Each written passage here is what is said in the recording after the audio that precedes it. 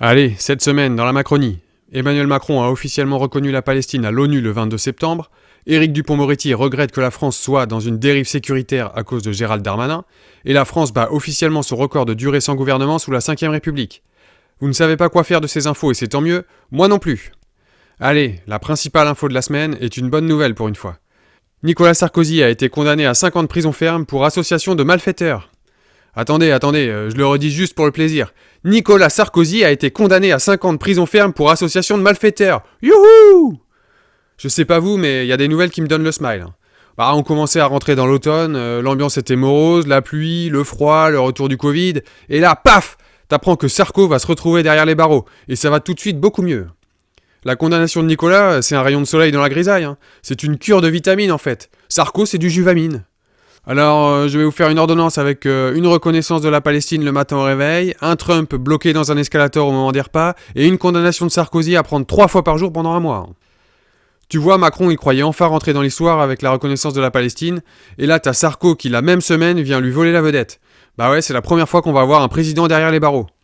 S'il n'a pas été reconnu coupable de corruption, il a tout de même été condamné pour avoir laissé ses proches, notamment Guéant et Hortefeux, également condamnés, pour les avoir laissés solliciter auprès de Kadhafi un financement illégal de sa campagne présidentielle de 2007. Bref, on n'a pas pu prouver la corruption, mais on sait qu'ils ont essayé. Alors évidemment, ça s'offusque de tous les côtés de cette condamnation. Enfin, de tous les côtés. Juste du côté droit, quoi. Déjà, Sarkozy lui-même qui crie à l'injustice. Non, t'as pas osé quand même.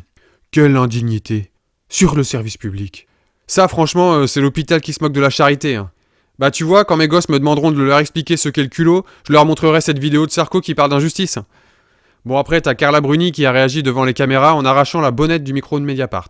Ouais, c'est sûr, hein, ça paraît dérisoire et puéril, mais derrière un geste anodin se cache tout un symbole. La haine de ces gens pour la presse indépendante.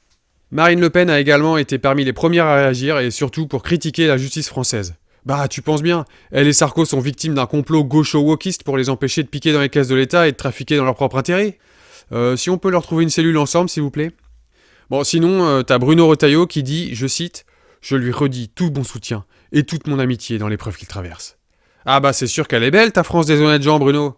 Pas de bol, hein, va falloir changer toutes les affiches pour écrire « La France des malfaiteurs associés » maintenant. Pécresse, elle a carrément salué en Sarko un grand président de la République. T'es sûr de toi, Valoche, là? Parce que visiblement, on n'a pas vu le même, hein. Ah, c'est con cette pénurie d'ophtalmo en France, hein. Enfin, selon nos sources, Louis Sarkozy aurait déjà préparé à son papounet une mangue qu'il va lui envoyer avec une lime cachée à l'intérieur pour scier les barreaux de la prison.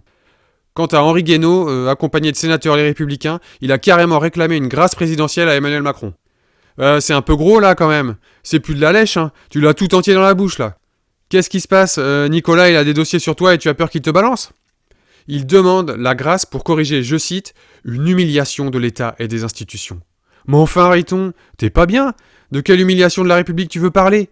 De celle qui consiste à avoir un candidat à l'élection présidentielle qui fricote avec des dictateurs et des terroristes pour tenter de se faire payer sa campagne, qui invite ensuite ce dictateur à camper avec sa quechua 2 secondes dans la cour de l'Élysée, puis qui participe enfin à son élimination? Tiens, c'est marrant, hein, les mêmes qui réclament des peines de prison lourdes pour la moindre infraction sont horrifiés de la condamnation de Sarko. Eh les gars, la justice c'est pas uniquement quand ça vous arrange, hein, c'est la même pour tout le monde. Bon, d'après nos infos, pour s'en sortir, Sarkozy se serait fait tatouer sur le corps le plan de la prison façon Prison Break. Seulement 20% du plan, hein, vu qu'il a un tout petit corps chétif. En tout cas, il va pouvoir bien profiter de son séjour en prison, hein. C'est bien connu, les détenus, ils font ce qu'ils veulent. Ils sont logés dans des palaces avec des télés, des consoles et des smartphones. Ils font des sorties ski nautiques, karting et géocaching. Enfin, ça, c'est ce que la droite et l'extrême droite nous rabâchent à longueur d'année, hein. Donc c'est le moment de vérifier que tu avais raison, Nicolas. Non mais arrêtez! Faut pas l'envoyer en prison, sinon il va se radicaliser, il va devenir musulman, apprendre le Coran et se faire appeler Nicolas Abou al-Sarkozy. Faudra pas venir pleurer quand Carla Bruni va se retrouver voilée de la tête aux pieds et qu'elle abandonnera la chanson, hein. Remarque, ce serait pas forcément une mauvaise chose, ça. Non, moi, j'ai hâte de le voir tenter de creuser un tunnel dans le mur de sa cellule avec une petite cuillère qu'il aura sortie de la cantine, hein. Un tunnel, tu sais, caché derrière un poster de Fabrice Arfi de Mediapart. Et il ira répandre discrètement les déblais dans la cour lors des promenades, là. Bon, ouais, la seule chose qui m'inquiète, c'est que c'est long, 5 ans. Hein. Si ça se trouve, il va avoir le temps de nous pondre un énième torchon autobiographique, et on va de nouveau devoir se taper ses pubs pour le livre en audio-description sur Audible. Hein. Et puis t'imagines l'horreur si jamais Carla Bruni rassemble des chanteurs de droite pour faire un album de soutien à Nicolas? Vianney, Florent Pagny, Gilbert Montagnier, Faudel, Enrico Macias, Michel Sardou, Didier Barbelivien. Ah, c'est pas un hommage, hein, ça c'est ma playlist soirée sadomaso sur Spotify. C'est con en plus, hein, il pourrait pas s'appeler Les Enfoirés, c'est déjà pris.